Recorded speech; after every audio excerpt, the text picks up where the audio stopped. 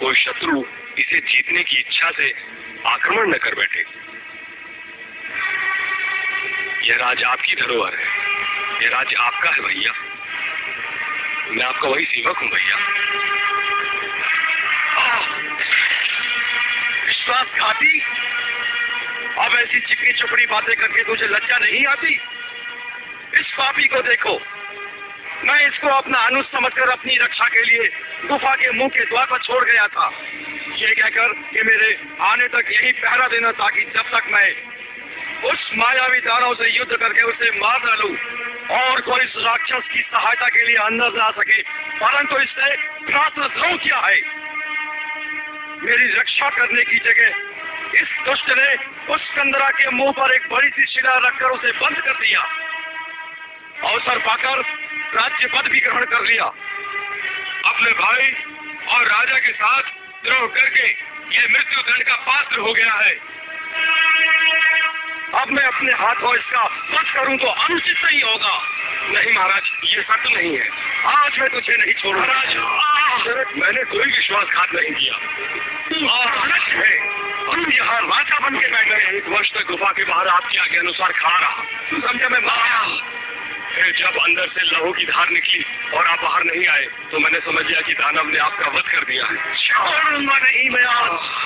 जान से मैं डर से कि दानव मुझे भी मार डालेगा और किष्किंधा को उजाड़ देगा, तो मैंने एक बड़े पत्थर से उस गुफा का मुंह बंद कर दिया। मेरी भूल को क्षमा करें महाराज, क्षमा करें महाराज। तुम समझ नहीं रहा है तू राजा हो गया, किष्किंधा का राज्य। पापी कायर, भाग के कहा जाता है। छोड़ूंगा नहीं तुझे आज मैं।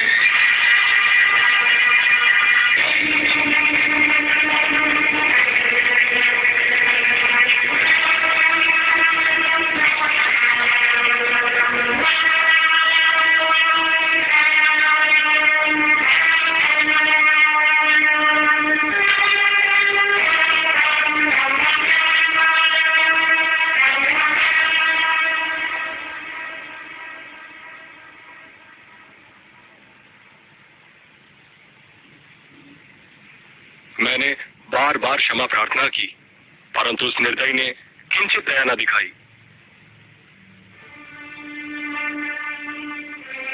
उस समय वह मुझे मार डालता, परंतु मैं किसी प्रकार प्राण बचाकर वहां से भागा। उसने धरती के चारों कोनों में मेरा पीछा किया। बाली के डर से मुझे किसी ने भी शरण नहीं दी। जब मुझे कोई स्थान सुरक्षित दिखाई नहीं दिया तो मैं इस ऋषिमुख पर्वत पर चला आया, क्योंकि मतंग मुनि के श्राप से बाली यहाँ नहीं आ सकता। सारी धरती पर यही एक स्थान बाली से सुरक्षित था। परंतु ऋषिमुख पर्वत पर वो क्यों नहीं आ सकता? बाली ने जब दुंदुभी नाम के दानव को मारा था, उसके मृत शरीर को दोनों हाथों पर उठाकर बड़े वेग से 4 कोस दूर फेंक दिया। वेग से फेंके गए उस दानव के मुख से निकली हुई रक्त की बूंदें हवा में उड़कर मतंग मुनि के आश्रम पर गिरी। उन रक्त बिंदुओं को देखकर मुनि को बड़ा क्रोध आया और वे सोचने लगे कि रक्त के छींटे किसने डालेगी।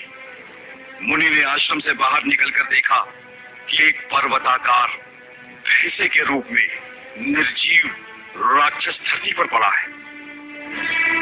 उन्होंने अपनी तपस्या के प्रभाव से जान लिया कि ये वानरराज बाली की करतूत है। अतः क्रोध में आकर बाली को बड़ा भयंकर श्राप दिया, जिसने रक्त के छींटे डालकर मेरे आश्रम को अपवित्र किया है, वो आज से इस वन में प्रवेश न करे। यदि वो ऐसा करेगा तो उसकी मृत्यु हो जाएगी। मेरे आश्रम के चारों ओर 1 योजन की भूमि में जब वो पैर रखेगा तो अपने प्राणों से हाथ धो बैठेगा। ये सुनकर बाली दौड़ा हुआ महर्षि के पास गया और हाथ जोड़कर लगा क्षमा याचना करने, परंतु महर्षि ने उसका आदर नहीं किया। वे चुपचाप अपने आश्रम में चले गए। बाली श्राप के भय से व्याकुल हो गया। तब से वो न तो इस महान पर्वत पर आना चाहता है और न ही इसे देखने का विचार रखता है। यहाँ उसका प्रवेश असंभव है। यही जानकर महाराज सुग्रीव अपने मंत्रियों के साथ निर्भय होकर इस वन में विचरते हैं और ऋषिमुख पर्वत पर वास करते हैं। प्रभु, बाली ने महाराज सुग्रीव के अन्य मंत्रियों और मित्रों को कारागार में डाल दिया है और इनकी पत्नी सुधा को भी छीन लिया है। धिक्कार है, ये अपराधियों से